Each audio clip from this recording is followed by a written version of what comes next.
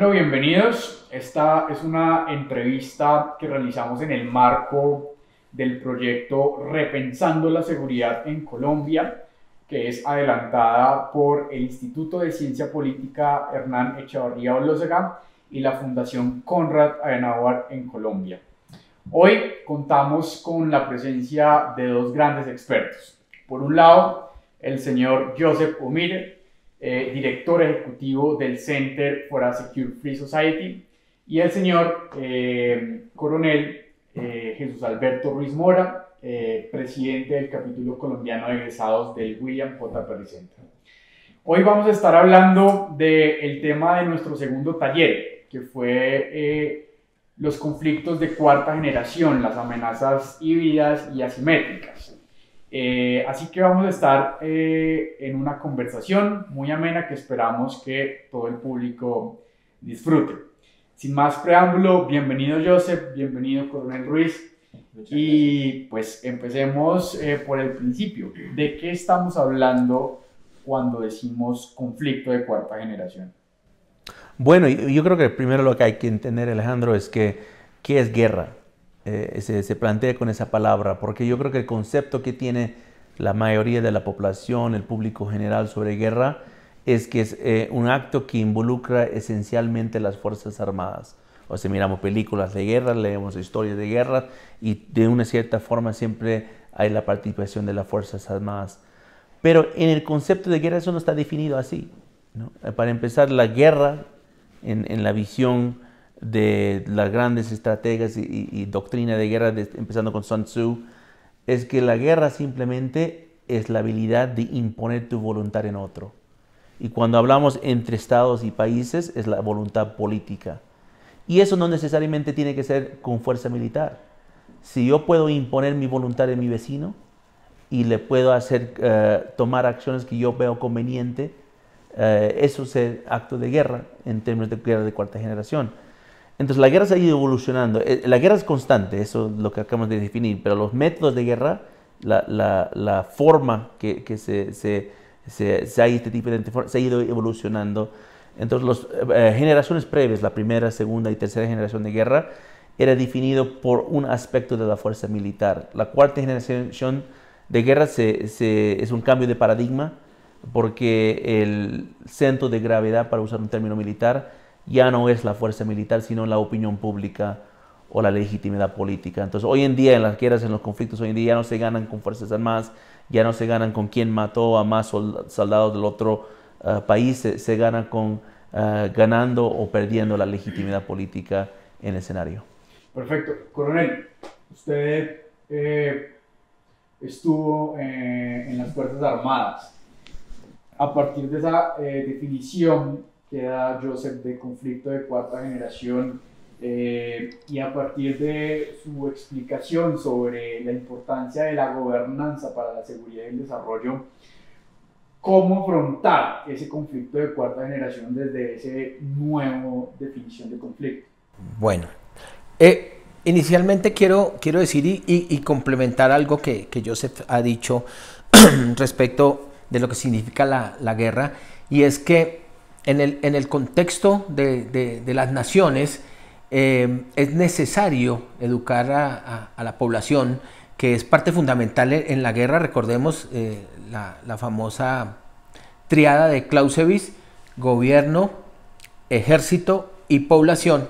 La población, dice Clausewitz, es la que se encarga a través de infundirle la pasión y el odio de generar ese conflicto. El gobierno le pone, dice un poco, la racionalidad, la dirección, y el ejército o las fuerzas armadas tienen que sufrir la neblina de la guerra y la incertidumbre en ese contexto.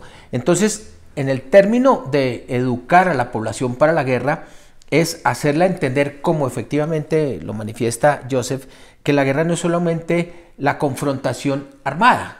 De hecho, una de las teorías de la guerra política que viene planteada por los mismos chinos, Mao Zedong, la teoría de la guerra popular prolongada, manifiesta que en la guerra el 70% del esfuerzo es acción política, mire, y el 30% es escasamente la acción armada. En ese orden de ideas entender como lo plantea Sun Tzu, que es la referencia que nos ha dejado Joseph, que el supremo arte de la guerra consiste en vencer al enemigo sin luchar.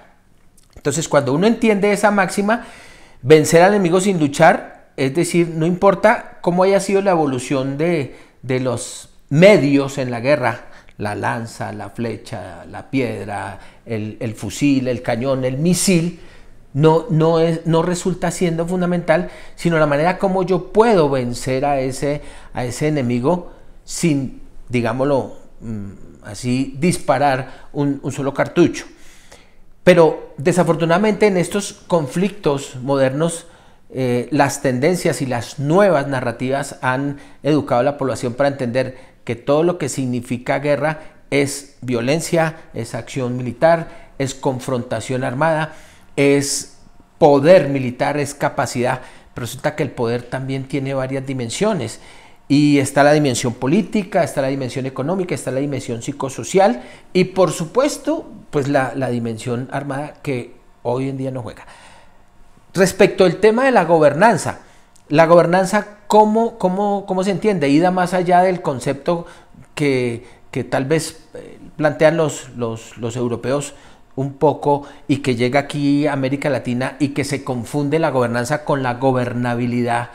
La gobernabilidad es esa capacidad que hay, es esa relación que hay entre la capacidad que tenga el gobernante y el equipo de gobierno para resolver las necesidades de la población, pero también la población o la sociedad tiene una responsabilidad en la gobernabilidad, que es permitir el flujo de esas propuestas de gobierno para que fluyan. Pero la gobernanza es una convergencia de esfuerzos porque es más desde el contexto estratégico, la convergencia de esfuerzos en todos los campos de acción para objetivos comunes o específicos. Es una articulación permanente que es lo que difícilmente hoy se entiende porque en los sectores de poder cada sector político, económico y social entiende que es un poder aislado y pues por supuesto la independencia de los poderes existe porque históricamente en el poder del Estado. Pero hay un elemento que es fundamental que suele no entenderse, que es la armonización.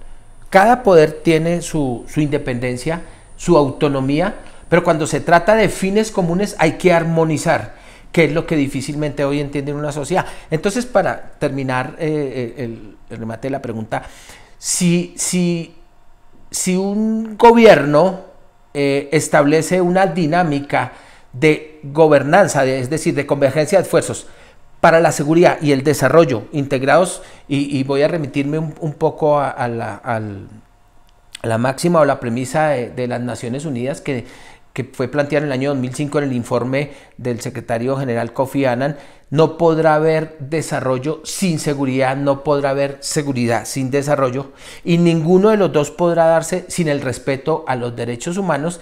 Ese es un nuevo tema para la nueva libertad en la conciencia de las poblaciones y en el diario vivir. Gobernanza articulada con esfuerzos para eliminar el conflicto o la guerra o la confrontación. Gracias, coronel. Usted habla de la armonización, digamos, de los actores que hacen parte de esa gobernanza, y eso me da pie para preguntarte, Joseph, tú hablabas de que en estos conflictos de cuarta generación, además del elemento militar, es muy importante estos elementos de legitimidad asociados al tema de la opinión pública.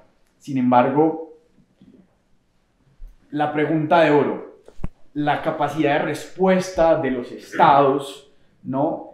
Cómo afrontar desde las instituciones ese nuevo tipo de conflicto. ¿Cuáles son las capacidades institucionales que se necesitan, sobre todo acá en Colombia y en los gobiernos de Latinoamérica?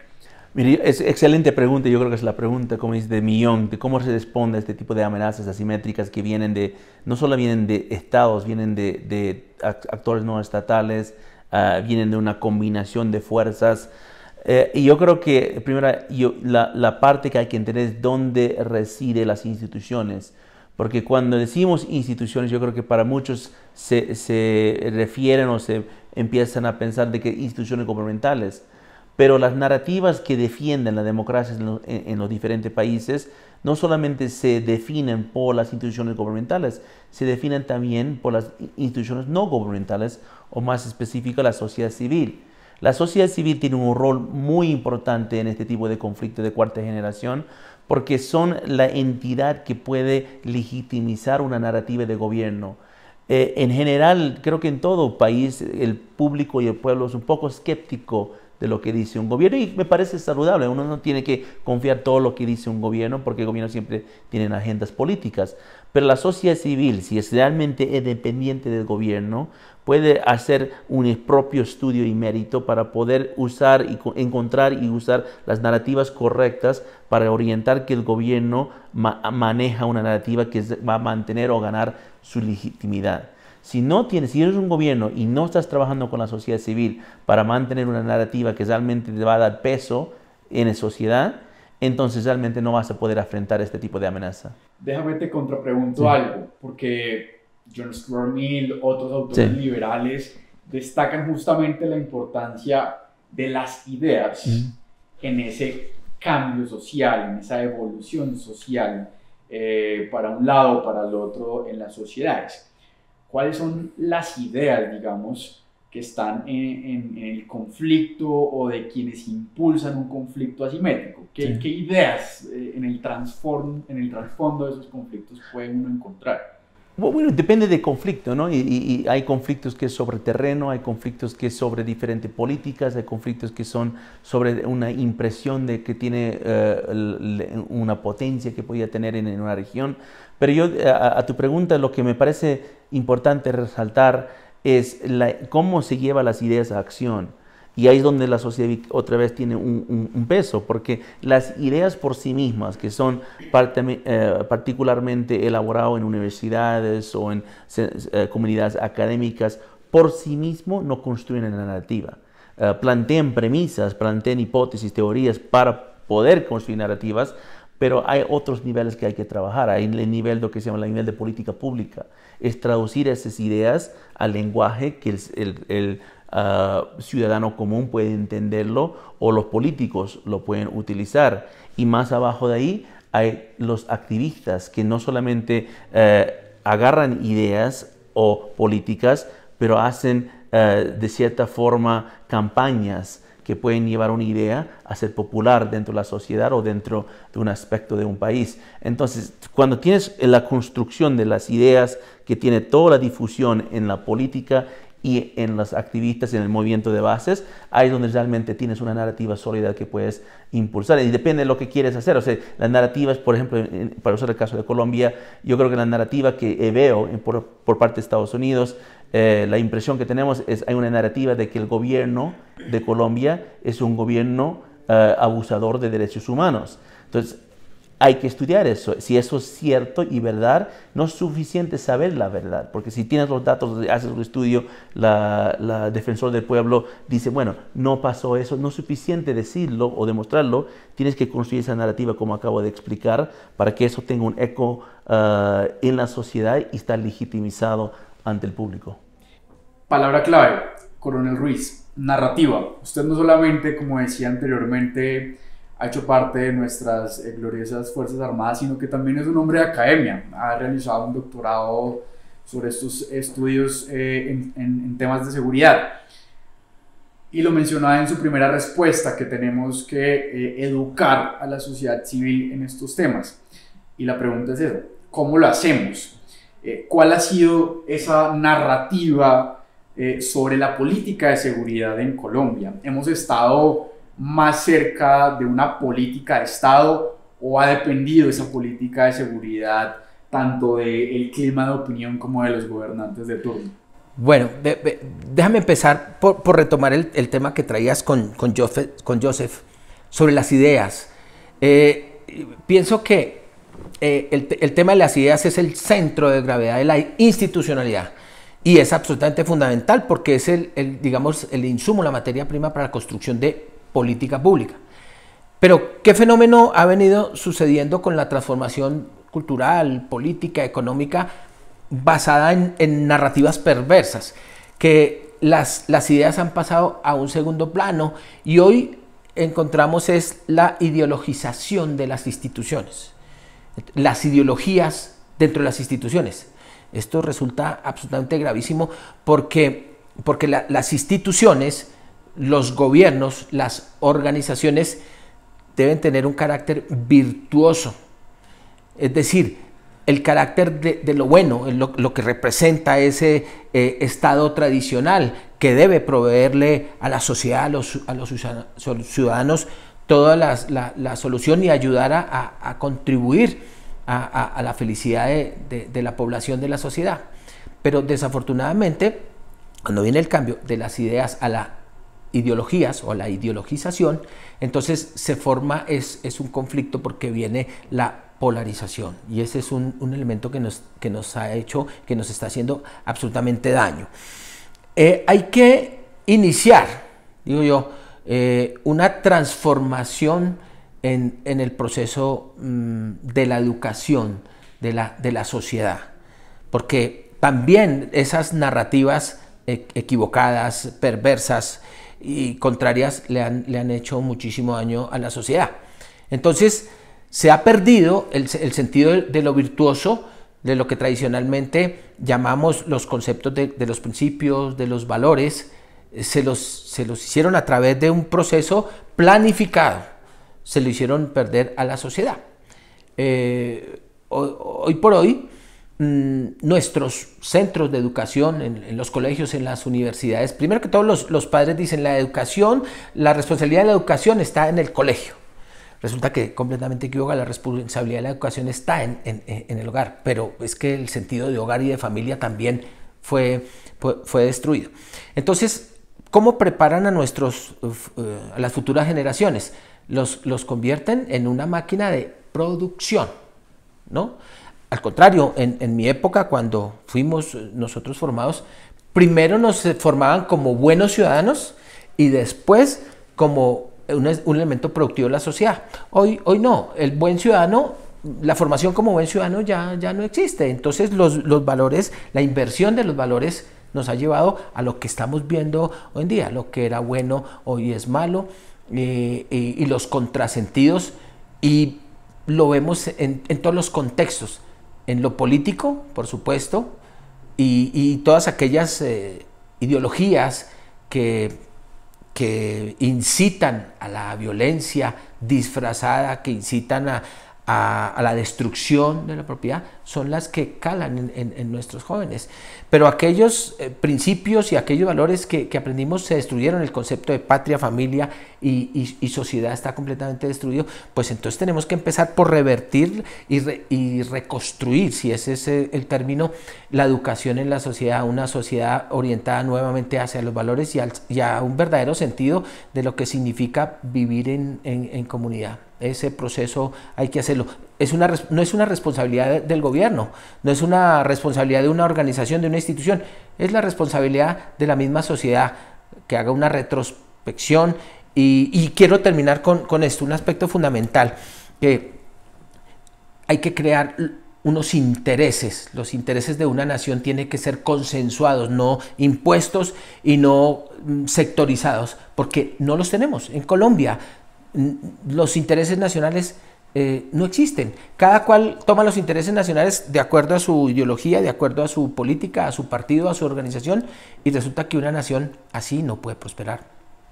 Efectivamente, hay una frase muy común en política que dice que tanto en la física como en la política no existen espacios vacíos. Alguien los llena, y si no los llenan quienes defienden algún tipo de valor o principio coherente, pues alguien más lo va a hacer. Y yo quisiera, a partir de esta explicación teórica que hacíamos, ahondar ya más en los casos prácticos y particularmente de nuestro país. Joseph, ¿qué amenazas híbridas y asimétricas se enfrenta Colombia hoy en día? Bueno, yo creo que primero Colombia tiene que entender que durante el transcurso de 20 años, su vecino, que es Venezuela, ha elaborado una estrategia para capturar Colombia. Esa estrategia no es basada en ningún aspecto de fuerza convencional, como estábamos hablando. O sea, cuando digo captura, y uno piensa en el sentido del siglo XX, XIX, XVIII, piensa que bueno, va a montar un ejército, el ejército va a avanzar y va a capturar terreno colombiano como fueran las guerras de siglos pasados. Pero no, ellos sabían que eso no iba a funcionar, ellos sabían bien que el ejército colombiano está preparado para ese tipo de amenaza. Entonces, en el año 2005, Hugo Chávez cambió lo que se llama el mapa estratégico de las Fuerzas Armadas de Venezuela, que se efectuó 2 o 3 años después, en 2007, 2008, cuando cambia el rol constitucional de las Fuerzas Armadas de defender la soberanía del Estado, lo cambia para ocupar y defender territorio geográfico. O sea, ya en Venezuela ya no hay las Fuerzas Armadas como se conoce en Colombia, Fuerza Aérea, Ejército, Armada, existen en nombre, pero la forma que están estructurados es por regiones. Han dividido el mapa de Venezuela en 8 regiones. Las redes. Los famosos regiones de defensa integral. ¿Y integral con qué? Bueno, integral con otros aspectos de defensa, que son milicias y son actores no estatales, y eso confluye para controlar las economías ilícitas.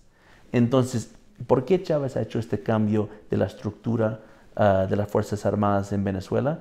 Porque quería extender ese territorio a Colombia. Y su oportunidad para hacerlo era trabajar conjunto con las Fuerzas Armadas de Revolución Colombiana, la FARC, y también el Ejército de Liberación Nacional, ELN. Entonces, él no solamente les dio una protección y un resguardio en Venezuela sobre los disidentes de las FARC y los líderes del ELN, pero les ha construido una identidad binacional para que ya no se identifiquen solamente como colombianos, pero como colombo-venezolanos, como parte de un esfuerzo de usar esta estrategia que he elaborado para poder borrar la frontera con Colombia. Ahora, uno dice eso y lo escucha como medio fantasioso, que jamás, bueno, hay una larga diferencia entre intención y capacidad. Puede ser que tiene esa intención, pero tiene la capacidad para hacerlo. Pero yo creo que lo hemos subestimado en muchos aspectos, porque ellos estudiaron bien cómo funcionan las guerras asimétricas y aprendieron de grandes revoluciones en el pasado. O sea, por eso se alinearon con la revolución iraní, porque la revolución iraní es una de las más largas revoluciones que existe hoy en día, conjunto con la cubana, que existe por más de 40 años y todavía está en efecto y en el poder, no solo en su país, pero en su región. Entonces yo creo que no hay que subestimar su intención, porque de intención a capacidad, que fue un salto grande que tuvo que hacer el régimen de Chávez y ahora el régimen de Maduro, yo creo que han llenado esa brecha y ahora tienen más capacidad de lo que tenían antes. Coronel, Colombia es un país, solemos decir, grande, ¿no? Tenemos más territorio que nación y más nación que instituciones. Y usted, que ha tenido la oportunidad de recorrer este país a lo largo y a lo ancho, ¿cómo identificaría esas amenazas? Además, digamos, de la que tenemos con esa frontera extensa con Venezuela, ¿qué otros lugares de la geografía nacional podemos de pronto caracterizar como un potencial riesgo dentro de este marco de conflictos de cuarta generación? Bueno, esta pregunta me gusta muchísimo porque me da la oportunidad de explicar un poco, digamos, en contexto la historia, pero no me voy a ir de los 60 años de conflicto en Colombia, digamos, desde un esquema geopolítico. La conquista de nuestro territorio, ¿sí? y inició por 3 líneas de conquista, la que históricamente conocemos, la que se vino una línea de conquista por el río Magdalena, al llegar al centro, al Herland, ¿cierto? Buscando la historia que nos cuenta el Dorado, otra que se vino por el Pacífico y luego subió, y otra que se vino por el Oriente, y confluyeron 3 líneas de conquista. La historia no lo dice muy... Entonces, Colombia es un país, es una nación que comienza su desarrollo, a diferencia de las naciones europeas que comienzan el desarrollo de las costas hacia el centro. Entonces nosotros iniciamos nuestro desarrollo del centro hacia las costas. Entonces nos devolvimos, vinieron los conquistadores al centro, no encontraron nada y se regresaron, pero dejaron un espacio absolutamente sin sin consolidar, que es lo que hasta hace escasos 30 años llamábamos los territorios nacionales. Y Colombia quedó prácticamente dividido por la cordillera oriental. Entonces, si miramos hacia el norte, es un polo de desarrollo, hacia el norte todas las grandes ciudades, la industria, la cultura, la organización, y la cordillera oriental hacia abajo, pues prácticamente unas regiones, pues por supuesto pobladas, pero abandonadas por ese centro de poder, por el Estado. Y mire que hay un elemento fundamental, porque es que las FARC, que tienen una visión de construcción ellos tienen la visión su visión de construcción de nación, y por eso en el año 1982 declaran el plan estratégico, y aparece el concepto de la nueva Colombia. ¿Cuál es la nueva Colombia? Esa de la cordillera occidental hacia abajo. Digamos que estratégicamente hay una razón estratégica. No justifica el medio que las FARC utilizaron, pero esa es permítame lo que voy a decir, eso es una cachetada al Estado, a ese Estado que abandonó. Entonces, en ese orden de ideas hay que pensar en la reconstrucción y en la consolidación de una nación, y aquí empieza a jugar un papel fundamental el concepto del control territorial, que voy a decir que en el último plan de desarrollo del gobierno del presidente Duque se implementa, se cambia mejor el concepto del control territorial. ¿Por qué? Porque el control territorial tiene 4 elementos: control político, control económico, control social y control militar y policial. Pero en Colombia, en los últimos 60 años de conflicto, se entendió el control territorial como el control militar, es decir, enfocado y los gobiernos lo aceptaron, y usted le preguntaba a un gobierno: ¿en Colombia hay control territorial? Y dice: naturalmente. ¿Por qué? Porque las fuerzas militares no tienen ningún lugar vedado, ni la Policía Nacional. Pero es que el concepto del control territorial es un componente de armonización. Y, por ejemplo, en las grandes ciudades donde más impactaron las FARC y las organizaciones violentas, que fue de esa otra Colombia que llamaron, es porque había control militar del territorio, por supuesto, y control policial, pero no había el control social, porque el control social lo tenían las organizaciones criminales, insurgentes, terroristas, narcotraficantes. Fue dejado ese espacio, como tú lo decías, la naturaleza no acepta espacios vacíos, y fueron ocupados por eso. El control económico, ¿quién empezó a tenerlo? Las organizaciones criminales, especialmente en el sur, basadas en el narcotráfico, en la minería ilegal y en las economías ilícitas que reemplazaron las economías domésticas. Y el control político también, ¿quién lo tenía? No lo tenía el Estado. En Arauca, yo estuve muchos años en Arauca, y allá el control político lo asumían las organizaciones criminales, y ellos ponían alcaldes, gobernadores, etc. Entonces, ¿qué debe hacer? Consolidarse el concepto que está escrito en el último Plan Nacional de Desarrollo, es decir, pasar del concepto del control militar del territorio al control institucional del territorio. Entonces, ya si el Estado logra consolidar el territorio político, económico y social, es una buena estrategia y es la mejor, digamos, herramienta para lograr desplazar las organizaciones criminales.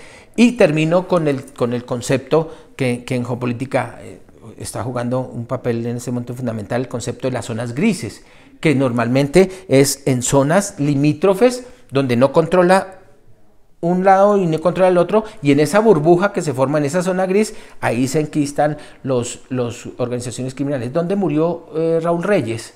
En una zona gris, entre Ecuador y Colombia, que no controlaban. ¿Dónde murió Osama Bin Laden? En una zona gris, entre la frontera de Pakistán y Afganistán.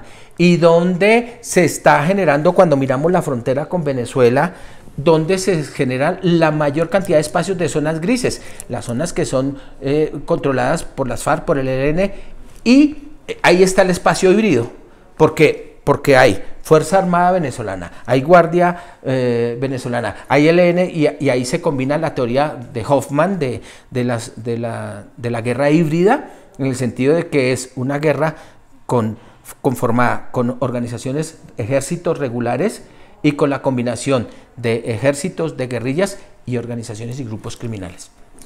Bueno, para entrar en la recta final, la pregunta, digamos, que se le haría a cualquier asesor de los tomadores de decisión.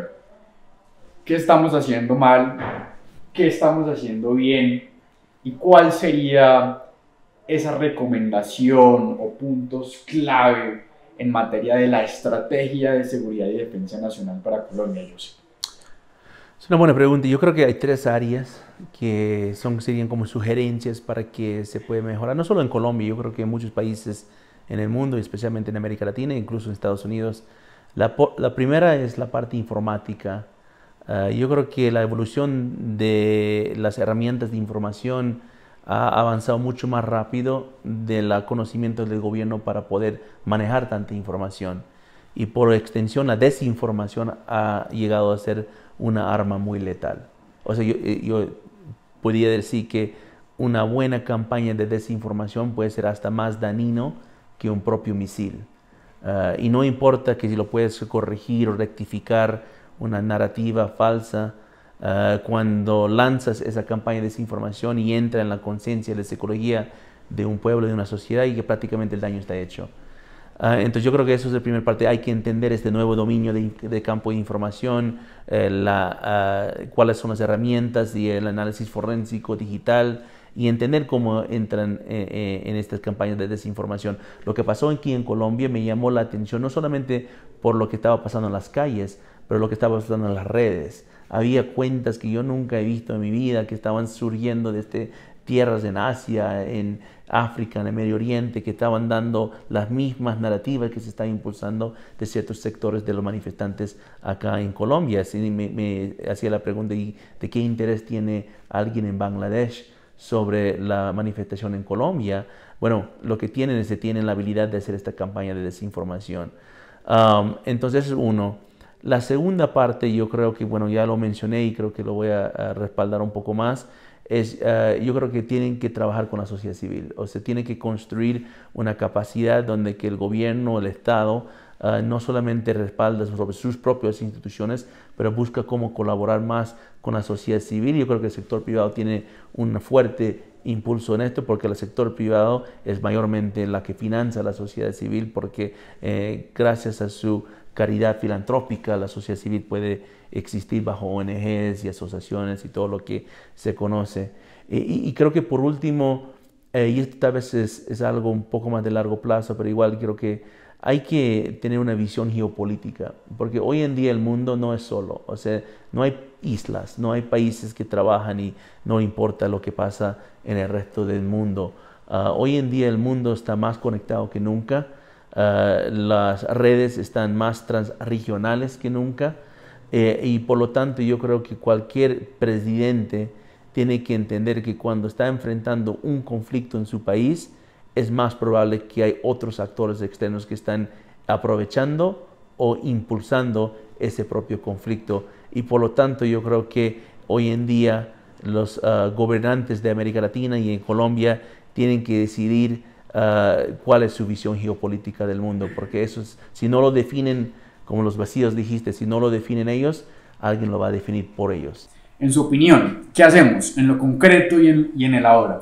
Sí, pero primero, ¿qué estamos haciendo mal? Dirían. Entonces, desde mi punto de vista, 2 cosas fundamentales.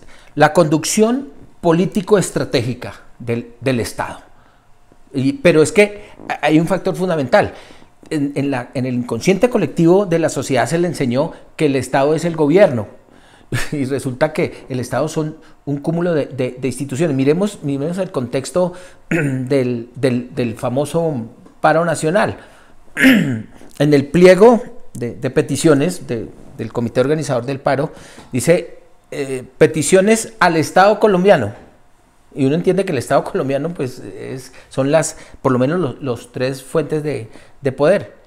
Pero la única institución que estuvo representada fue el gobierno nacional. ¿Qué estamos haciendo mal? El gobierno nacional no tuvo la capacidad para decir, un momentico, ¿ustedes quieren negociar con el Estado? Congreso, Cortes, instituciones, sentémonos a negociar. la misma sociedad civil. Entonces, la conducción político-estratégica se está enfocando. Ahora, si bien el precepto constitucional dice que el presidente es el jefe de Estado, es el administrador, sí, pero los instrumentos son más grandes. ¿Qué estamos haciendo mal? La acción unificada del Estado, que es otro concepto que está en el Plan Nacional de Desarrollo basado en la control institucional del territorio. La acción unificada es precisamente llegar y no significa, la acción unificada no significa que las instituciones tengan que diversificar su misión.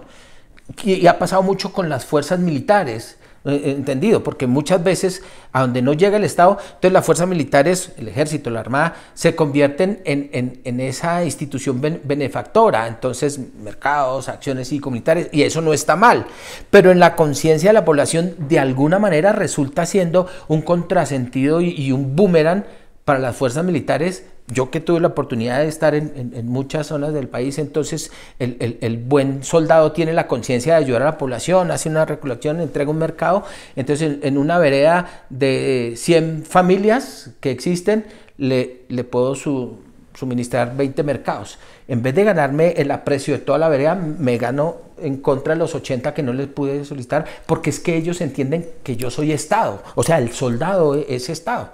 Entonces subamos en el escalón y entonces estratégicamente el Estado tiene una estructura vertical y en ese orden de ideas, en contra de la estructura horizontal que tienen las organizaciones, estamos perdiendo un espacio. Hay que flexibilizar la estrategia, la conducción político-estratégica tiene que llevarnos a entender ese escenario y seguramente que la estrategia fluiría con una mayor capacidad para poder iniciar a enfrentar con menos armas, con menos, digamos, acción militar y con más institucionalidad, territorialidad, educación, para generar nuevos espacios de convivencia, que es el escenario que necesitamos.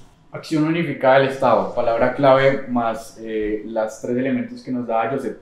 Para finalizar, ¿qué mensaje le darían ustedes justamente a ese Estado entendido en su significado más amplio, tanto las 3 ramas del poder público, pero también a la sociedad civil? ¿Cuál sería ese mensaje clave que hay que dejar en la opinión pública? Bueno, yo creo que a lo mejor yo diría, como siendo del exterior, un mensaje a la sociedad civil de Colombia, que entienden que no están solos, que esto no es solamente pasando en Colombia, que está pasando en prácticamente todo el mundo occidental, que muchas democracias están bajo amenaza y que nos tenemos que unir fuerzas. Porque algo que me llamó la atención y algo que queremos corregir es cuando pasó este asalto a Colombia. No me refiero a la manifestación, porque eso fue legítima, pero los asaltos de violencia y vandalismo después, había muy pocos gobiernos en la región que defendieron el Estado soberano de Colombia. Y yo creo que las democracias sí tienen que respaldar una a otra, porque lo que pasa hoy en día en Colombia va a pasar próximamente en Estados Unidos o en cualquier otro país. Entonces mi mensaje es que no están solos y que tenés buenos amigos, buenos vecinos en la región, y queremos ayudar para que Colombia supera esta situación desafortunadamente de conflicto que está viviendo en el momento. Gracias, Joseph. Coronel Ruiz. 2 aspectos fundamentales: despolitización y desideologización de la política pública. Es decir, una política de Estado de largo plazo basada en unos intereses firmes, no de un gobierno, no de un partido, de la nación. Es necesario. Los Estados Unidos tuvieron una experiencia bien interesante con el redimensionamiento de los intereses nacionales, porque Estados Unidos ha sido una nación absolutamente sólida, y que le ha permitido que sus intereses nacionales han sido unificados y sólidos. En Colombia no hemos tenido eso, pero sería el momento para concentrar alrededor de un interés nacional firme, concentrar la capacidad, la voluntad, la identidad nacional, que es mal entendida. La identidad nacional, cuando uno le pregunta a un colombiano, en Colombia hay identidad nacional, que es lo primero que dice, sí, y dice, ¿y por qué? Porque cuando juega la selección Colombia, mis 3 rayitas, mi camiseta, y me voy a contar, pero resulta que la identidad nacional es alrededor de un interés, hacia dónde vamos, es una ruta, es un azimut, un norte hacia dónde avanzar. Si nosotros empezamos a entender que si allá queremos llegar, seguramente vamos a poner todos nuestros esfuerzos dejando de lado esos dos elementos, la despolitización, la desideologización, que nos ayudan a la polarización y eso nos trae violencia. Muchas gracias, Coronel Jesús Alberto Ruiz Mora, presidente del capítulo colombiano de egresados del William J. Perry Center. Gracias, Joseph, director ejecutivo del Center for a Secure Free Society.